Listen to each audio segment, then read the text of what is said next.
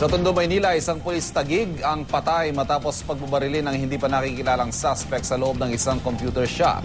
Narito ang report ni Bam Alegre.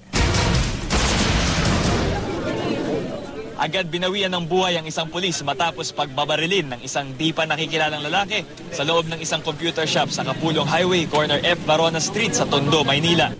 Residente sa Maynila ang biktimang kinilalang si PO1 Anthony Frias na nakatalaga sa tagig PNP. Kwento ng live-in partner ni Frias na tumangging humarap sa kamera.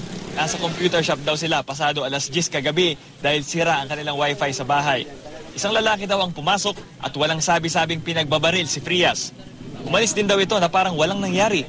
Ayon naman sa tiyahin ng biktima, wala daw silang alam na kaaway si Frias. Makabait na bata ho talaga yan dahil lumaki sa Choco yan. Mula pagkabata, kilala na ho namin yung batang yan. Madalas ho ba siya dito sa computer? Ngayon lang daw ho nagpunta yan din eh. Kasi halos may mga, sa tinitirahan ho nila, may mga computeran din eh.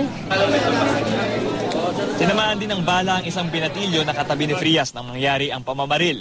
Agad itong nadala sa ospital pero kwento daw nito, nakasombrero ang suspect at hindi nila napansin ang pagpasok nito. Nakatalikod nga siya, saka naka-earphone siya. Naka-earphone siya? Hindi niya rin niya masyadong narinig yung putok nga daw eh. Oo. Saan po tinamaan si Christian? Sa dalawang kamay niya, yung sa tagusan.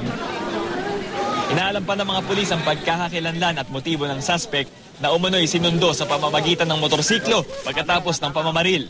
Para sa unang balita, Bam Alegre reporting.